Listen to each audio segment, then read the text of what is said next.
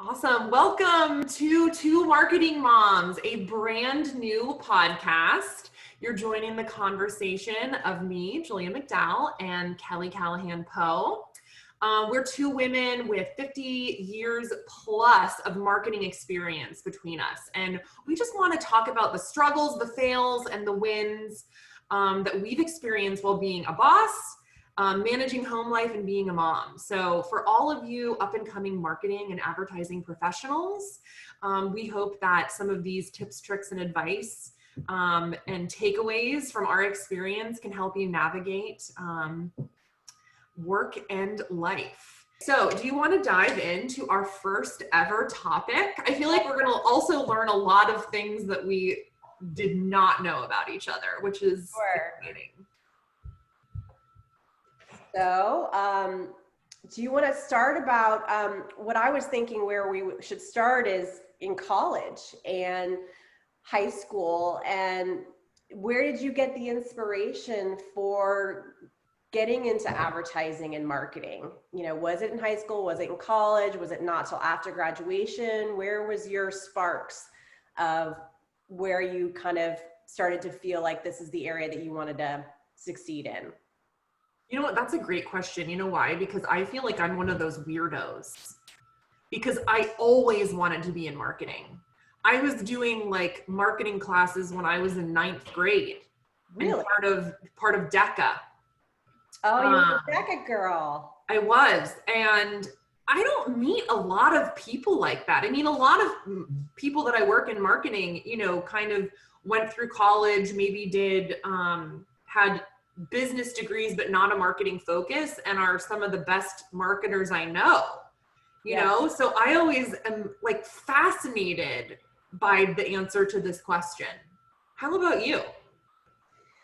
You know, when I was a child, I wanted to be an actress, actually. And I was in young people's theater for years after years, and I did lots of theater. And Really?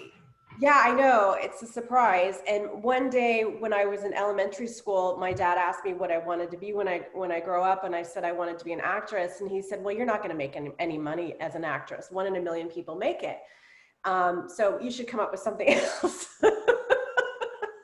So he destroyed my dream right then and there, which is fine because I realized that's not an area that I would have excelled at. But I think there's parts of acting in what we do in terms of presenting and coming up with ideas. So I think there's elements that I took from that. But for me, the spark didn't come till freshman year of college.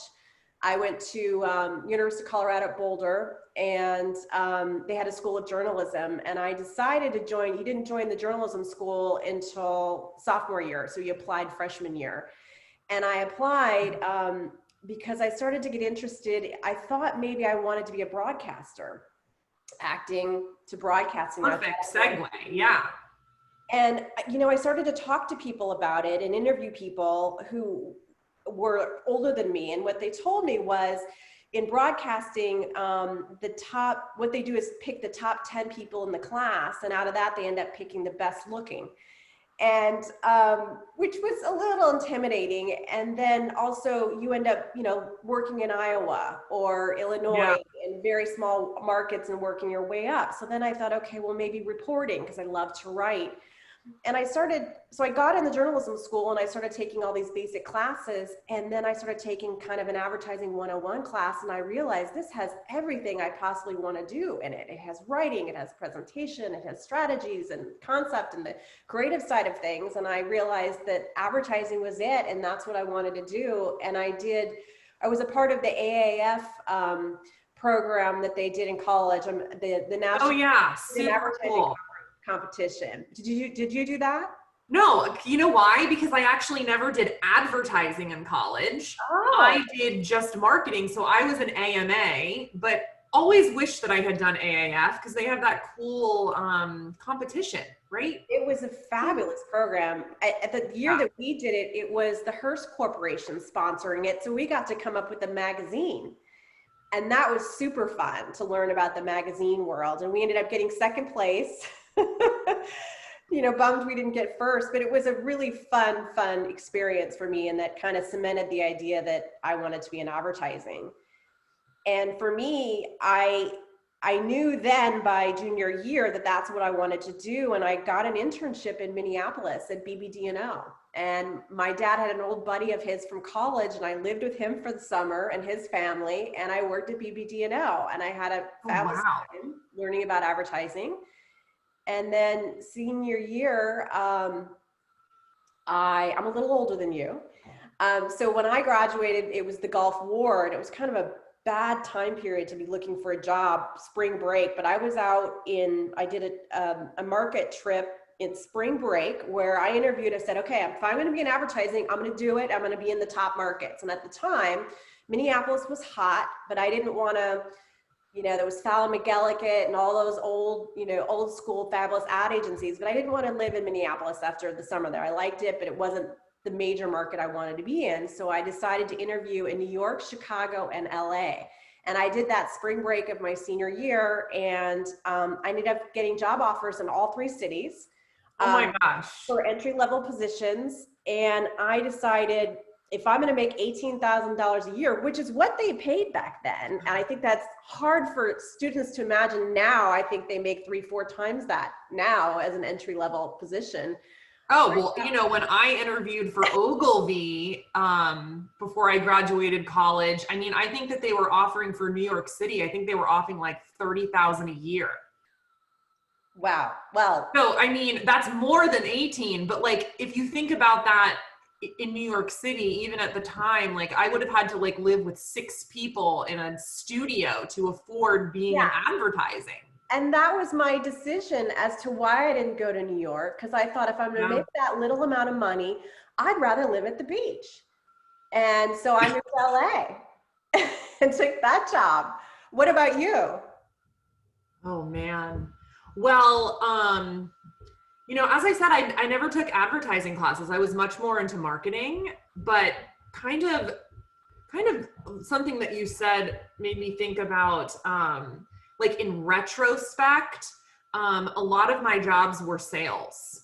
Interesting. A lot of my internships were sales, and I didn't really necessarily like sales, didn't feel very comfortable in sales. But in retrospect, gosh, thank goodness I had all that sales training, because kind of like acting, I feel like that's all I do. I'm selling myself, I'm selling my agency, I'm selling for my clients. And even though, both of us work in that nonprofit space and we're not necessarily selling a product, we're definitely selling the core narrative of our clients to donors or members or constituents. So like sales, like huge. But I wanted to say, like, I like so admire that, because I like have these dreams of like, what if I had done like the big advertising thing, and what if I had really pursued going to New York? But I really just wanted to stay at home, near my family. Where were you? Here in DC. Okay. I kind of, when I look back at my experience, so I was huge into internships. My first internship in college after my freshman year, I was like the youngest. So they put me in with the sales team. And of course I felt kind of gypped because I wasn't with the marketing kids. Yeah. But being with the sales folks was so much more fun, and got immersed into that. And then I went after that to, had more of a marketing role. I was an intern at AOL. Oh. AOL we got 30 million dial-up subscribers, if you can remember that. I still have an AOL account. Yeah, and so my department, actually, we were the ones that were in charge of doing creative testing on the CDs that got mailed out. Oh my God. I gave you, 500 free hours or whatever. That's a great story. I know. It was so. I still have one of those somewhere. Oh, I have some. It was the greatest. Being part of AOL and in the .com, boom was so awesome. And then, drum roll, I got an internship at Williams Whittle. Oh. Where I ended up working for many, many years, for those of you who do not know us, and now Kelly works at Williams Whittle. So that is our connection. Was that in college or after college? No, I was 20 years old. So in college. Yeah. So I was going to say, like, kind of my path there was I was involved in AMA. I went to this career day, and Ron Owens of LM&O. I know Ron very well. Yeah. He's a fixture in DC, and obviously anyone who knows LM&O has a very successful history in the ad biz. He said, if you want to work in advertising in DC, go to the Book of Lists. So I went to the Book of Lists and I emailed every single person on it saying, I want an internship. And one of the people that interviewed me ended up being my mentor and lifelong bosom buddy. Who was that?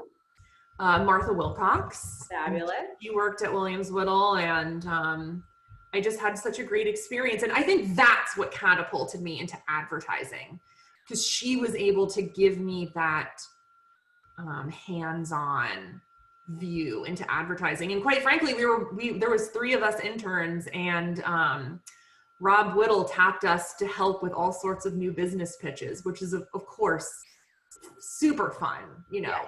When you're young and you have no responsibilities and you get to think of fun, out of the box ideas and go do man on the street interviews and all that stuff.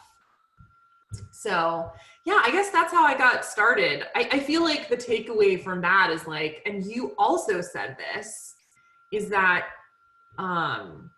asking for advice, you know, like Ron Owens. And I told him, like, on LinkedIn one day, like, listening to that advice of others when they impart it was really helpful for me in my career. Absolutely. Sounds like it was for you too. And so you stayed at Williams Whittle after college at an entry-level job. No, so I went back into sales. Oh. So, you know, I decided that I really felt like sales was the place for me. And so I went and sold high-end real estate. Oh my goodness, I didn't know that about you. Yeah, and did not like it. I think maybe I would like it now, but as a, you know, newbie graduate of college, not for me. And then after that I became a corporate concierge for a while. And then Martha called me and would not let me say no to coming and working with her. And we worked together for almost a decade. Oh my gosh, 10 years.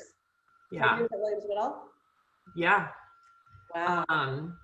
And then she left and I obviously stayed for a little while longer. But I mean, that was the other thing for me. It was, my mom had told me a long, long time ago, like, to find a mentor.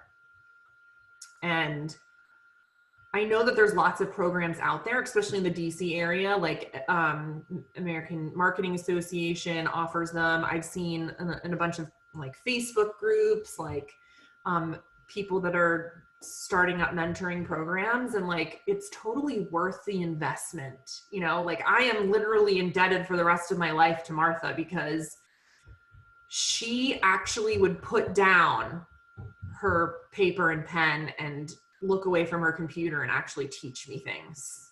Oh, that's wonderful. And give me advice that I still follow today. That's wonderful. So yeah, that was kind of my path. How about, tell me about what happened or what decisions you made after you were an associate in LA. Well, so like, where'd you go from there? It's very similar to you in terms of finding a mentor. So the reason why I went to LA, not only because of the beach, was actually because Gray Advertising in Los Angeles at the time had an account management training program. And I knew I wanted to be in account management.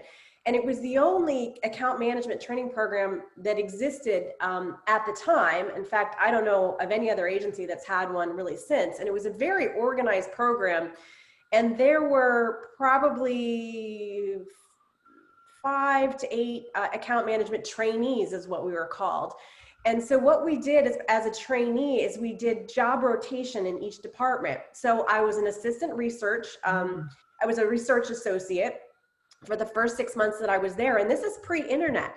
So I got to go to LexisNexis training to learn how to use LexisNexis to do research for new. Wait, on a CD-ROM? Yeah, it was these old programs that had the computer paper that made a lot of noise and went up into the air and you had to rip it off. And so that was way back in the day. And then after that, I was assistant media buyer for Lucky Stores. So I got to use the old computers and input the buys and do the make goods. And then from there, I was a traffic manager in the traffic department, which I loved. And I was working on Caesar's Palace and Caesar's Tahoe. And that's where I met my first 2 major mentors in my career. Ben Worthing was the head of the traffic department at that time. And Arlene Vizina was the head of production at that time. And they were fabulous mentors to me and taught me everything I needed to know about print production. I mean, I literally toured every print production facility. I learned the basics of making a brochure, of an outdoor board, etc. And Ben used to take me out with his old buddies back in the day to have these nice high-end lunches at Gray. And then from there, isn't it sad that like freshly new to advertising people, I feel like so many of them will never like go to a printing press. They'll never understand what a blue line is. Yeah.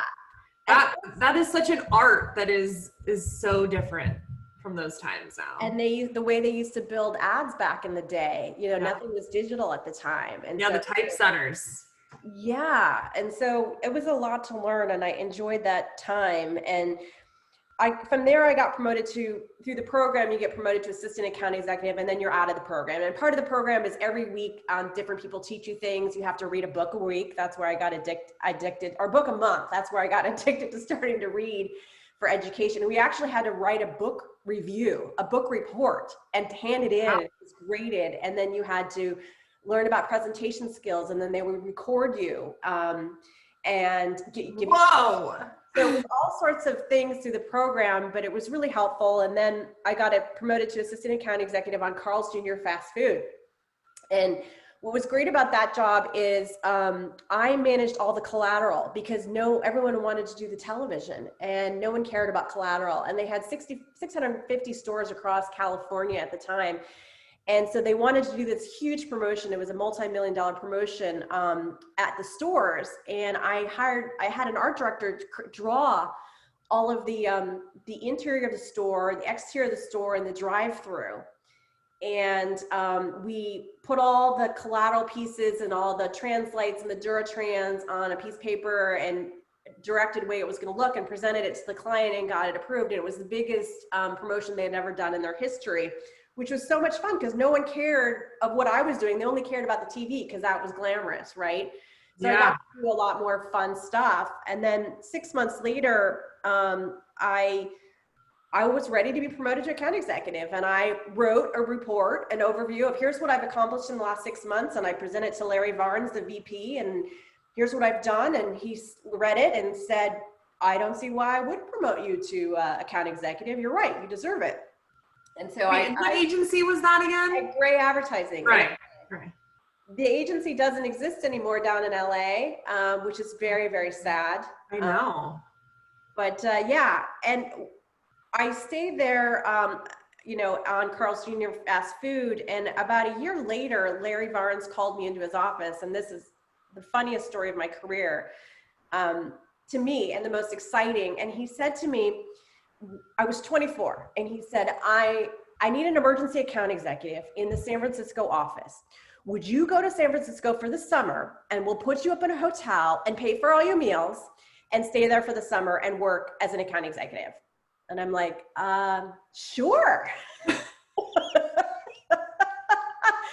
So I stayed in a nice hotel with the view of the Bay Bridge in San Francisco. I had meals out every night because I had a per diem of $30. At that time, $30 a per diem per day was insane. So I would have these nice meals on Gray Advertising's dime, and I worked at Gray San Francisco, and I loved it. And they actually, after the summer, offered me the job to work there full time, and I said no. You wanted to go back to LA? Well, at the time, LA was, a much bigger ad market. San Francisco ad market had not really blossomed yet, and there were bigger accounts. And so I went back to LA, and a couple of months later, they came back to me and said, are you sure? And I said, I think I'd like to go. I'd like to try it. And so they paid for me to move to San Francisco at 21. Wow. And so that was an amazing experience to be able to move up to San Francisco on another company's dime at that young age and to take that risk. And it ended up being the best thing that I could have ever done. Yeah, isn't that crazy? Like when Martha called me to try to get me to come work with her, I was happy. I loved this corporate concierge job that I was in. It was like sales and marketing and entrepreneurial, and so I originally told her no. And then like a month later, she's like, would you reconsider? And like, I really thought about it, and I thought about my life like long term, and I thought about the mentor thing. And I also finally decided yes. And it was also the best decision I ever made. It's interesting that happened to both of us. I know. Life doesn't usually knock on your door twice in that way. I know, right? But you know what? You said something, to go back to something that you said, which I also think is a super huge, important thing, especially for people coming into the marketing, especially the advertising business in DC, right? Which is not like the ad biz in New York, right? Yeah. People should be asking the questions when they interview about training, right? Because in DC, I feel like a lot of the younger, more independent agencies may not put as high a value on training new employees. And I think for both of us, it was so pivotal.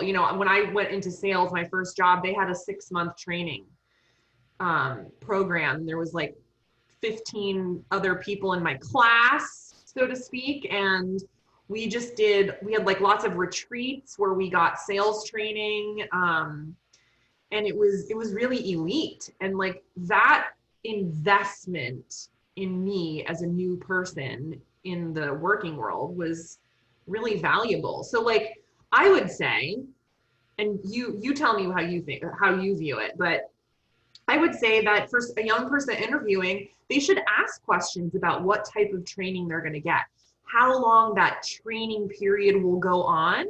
And even if it's not something super formal, they should really like dive in to understand like how much are they going to be thrown into the deep end, which has its benefits, but how much of an investment are they going to feel once they've been on the job for a while? Because I think that's something that's, and maybe I'm just speaking too specifically about the DC market because it is so different, but I don't know. What's your take on that? Well, no, I don't think it's market specific. I think it's like any career. You need to learn every aspect of the job.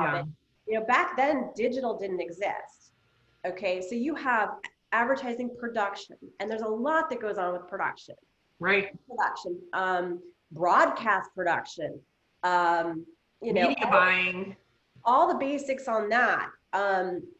Then there is traffic. Traffic was a big deal back then, and traffic is really making sure that there's no mistakes on your ads. And we could do a whole seminar on mistakes made, and that would be a really entertaining one because I usually start with that with some of my younger interns. Don't make the same mistakes I did, and it's all about proofreading, right? Yes, we should do that. We should do an episode on the top 10 mistakes. Oh, I got some doozies. Yeah, would be great. So there's that. There's account management. What is the basics of account management? New business, its own entity. How do you sell a new business? How is it written? How is it drafted? How do you do an RFP? There is, what am I missing? Creative. I mean, the basics of creative, copywriting versus art direction. How do they work together? So there's so many different elements of advertising, just the advertising side, not even the marketing side of things, that you need to learn in order to be a strong account person. Because if you don't know all the different elements and how they come together, money tracking, budgeting, all these sort of things for accounting. And that's why I was really, pleased that I had all that information up front, because then you're really a well-rounded account person and you know all the aspects, and they can let you go, because the whole point is you want to be independent. You want to be able to be that account executive that runs her own show. And there may be certain people above you, but the knowledge that you have, the quicker you can make it up the ladder, so to speak. So I think kudos, super important. kudos to you for creating that and at the agency now. I think that's awesome. Well, all I had to do was replicate what Gray Advertising did back in the day. So they were replicating the best. that made it easy. But I wanted to kind of just quickly go over the rest of my career path, because it was very strange if you think about it going back. And I think there's some lessons learned there. I mean, once I was in San Francisco, I worked for a bunch of different boutique agencies. I knew that I was better in a smaller boutique environment. I'm not a politics kind of person. And so I love the smaller boutique firms, and getting a chance to, have greater access to the accounts and not having so many different layers, and greater access to the clients and that knowledge base. And so after working for a couple different agencies, I realized I was in San Francisco in the 90s, and the dot-com boom was starting, just like at AOL for you. And I needed technology experience. And so I went to an agency specifically to gain technology experience. And you're going to love this link. I worked on Netcom. Oh, that's awesome. Yeah, so Netcom was the techies internet service provider with the anti-AOL. So I worked on the launch of Netcom back in the day. Wow. I know. And so that's funny. And then from there, just the dot-com heyday happened. And one of our clients was a dot-com. It was a sports website. And they asked me to be, they were my client, and they asked me to be director of marketing. And I took that job. They weren't very happy with the agency, but I thought, this is my opportunity to go client side and see what it's like. Ooh. The only negative was that it was in Sacramento, and I lived in San Francisco. And that's an hour and a half to an hour, 45-minute drive each way. Ooh. So that was crazy. And I did that for about 9 months. And then one of the founders started another dot-com back in San Francisco and said, hey, will you come and manage this as not just head of marketing, but will you find an office for me and open it? And so I had to literally go and find office space and find a location, which we did right near the Transamerica Tower, and open up this office of this dot-com. And so that really kind of started the idea of, entrepreneurship and, learning from the ground up. How do you get phone lines set up? Yeah. And the desk. How do you do all this sort of stuff? And then from there, I went to a couple different dot-coms, and the story got even funnier because I landed at a dot-com called heretolisten.com. And it was an online therapy website. It was backed by real licensed therapists. And the idea was like online chat with therapists. It was an idea that was 15 years at the time. People do that now all the time. But it was a big kind of master idea then. Of course, it didn't succeed, but I helped come up with the tagline, which was therapy from your couch. So that resonates. I mean, I'm sure it was a hard sell back then. It probably, it took decades for people to start to be comfortable to do that. Well, that's what's interesting. There were so many ideas back then, like pets.com and things that just didn't work because the world wasn't ready for them yet. Yeah. But the best thing that came out of that experience is I met my husband at this online therapy website. He was the head of content and I was the head of marketing. And we dated for 3 months. And then he got a call saying, from National Geographic saying, will you go to Afghanistan and do a documentary with Sebastian Junger? And he went to Afghanistan, and 2 months later, he moved to DC. And so we did long distance for a year, which is why, and then 9/11 happened. And the bottom of the market fell out in San Francisco. I did do a stint over at K.L.H. Williams, which is an African-American agency. And I worked on the Nissan Motor Corporation account, which I loved as well. And then I decided to look for a job in DC. I looked in New York too. And I got a job at Choice Hotels, and they paid for, because I was the only person that had both digital experience and traditional advertising, which was really hard to find at the time on the East Coast. So they paid for me to move from San Francisco to DC. And I moved across the street from my husband because I wasn't going to move in with him because we weren't married. Wait, so which one's better, East Coast or West Coast? Are you an East Coast girl or a West Coast girl? Oh, I am so much a West Coast girl, and I've been in DC for over 20 years, and I've been with my husband for 20 years, married for 17, and I always tell him that I moved to DC for him, and I'm bitter about it, and I will remain bitter about it for many years, but I've adjusted to it here, and it's a great place to raise your kids. It's a good market. The market's changed significantly over the last 20 years. Yeah. And so I'm in a different place in my life, and San Francisco's too expensive now. We couldn't afford to live there.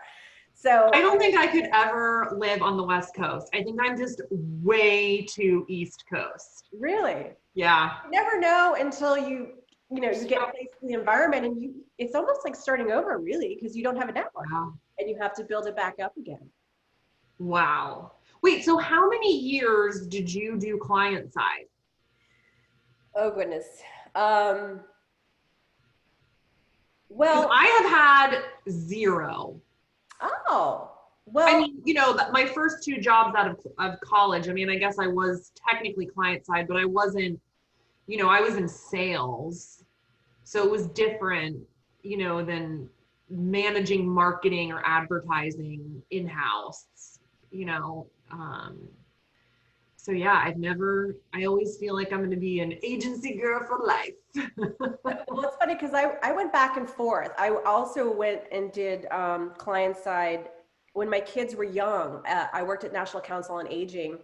Okay. And I had this amazing boss, Donna Phillips Mason, who had children that were my age and grandchildren. And she let all these women work for her that all worked like after 8 p.m. And that's right. You were telling me about this. Genius. Fabulous. And so I got to stay home with the kids during the day and then work at night. So I probably spent client side maybe 5 to 8 years. And then I got a call from Alberto Gonzalez, who used to work at Gray Advertising and started his own agency, Pulsar. And they were based in LA, but they had an office in DC. And oh yeah, I've heard of that. And so they're still going strong, aren't they? Going strong, and they specialize in transportation. And so I started working I wasn't ready to go back because the kids were young, but Alberto convinced me, and I went to the DC office, and I stayed in advertising ever since. And so that's been since 2009, and so that's been for 10, 11 years. And I love advertising, so I'm happy I came back. But I'm glad I had both experiences.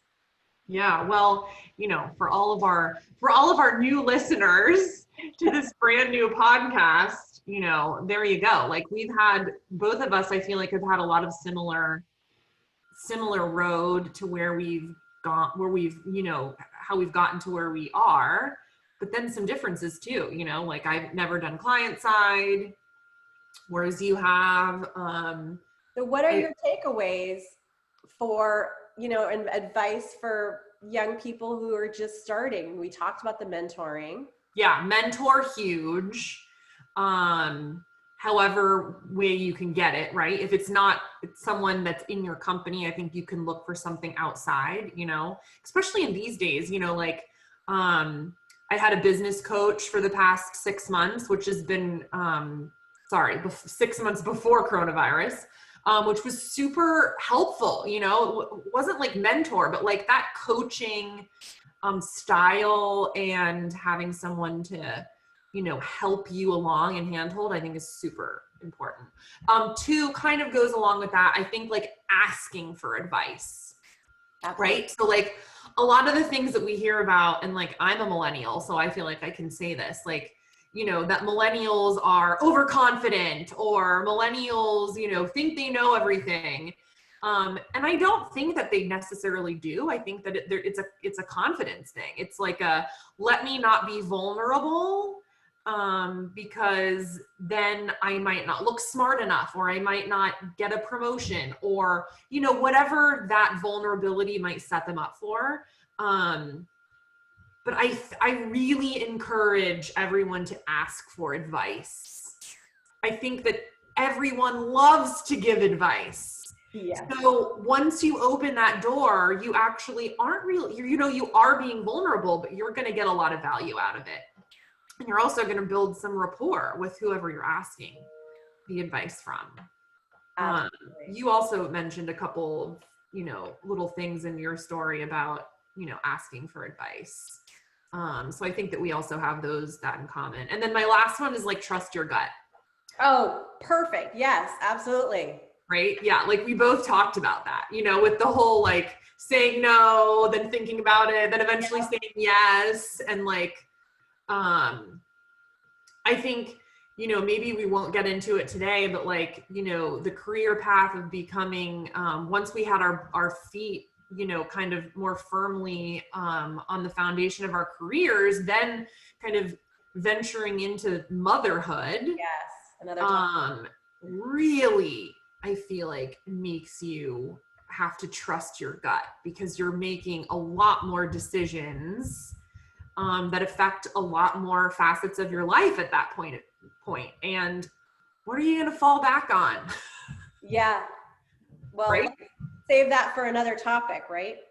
Absolutely. I think we have probably more to talk about in terms of like, yes, how do you really navigate that time in your life when you're career driven, when you're family driven, when you're having that shift, just internally, personally.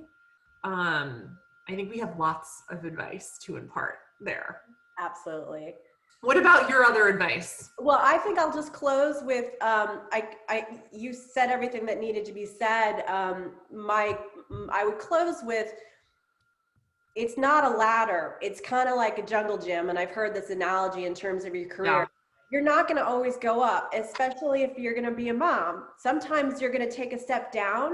Totally. And a couple steps over to the side, and then maybe you make a big jump to the top. Yes. And I think you have to be open to not being singularly focused. Life's going to throw things at you that you're going to want to change your life and your career based on those things, and be able to customize your career because of where you are in your life. And so you're gonna, in advertising, you're gonna lose your job. You're gonna get laid off at least once, and you have to go through that because accounts are lost. And so yeah, a big lesson as well. And I think that resilience is really what the biggest thing that you need to be in this business and stay in the business and be able to dust yourself off and get back up again. I agree. I also think that in 2020, it's taught me that, you can still be ambitious while not climbing the ladder straight up. Absolutely. And instead, navigating that jungle gym, right? Well, let's end there for this series. Awesome. And we've got lots more to come. Tune in. Thanks, Julia. Thanks, Kelly.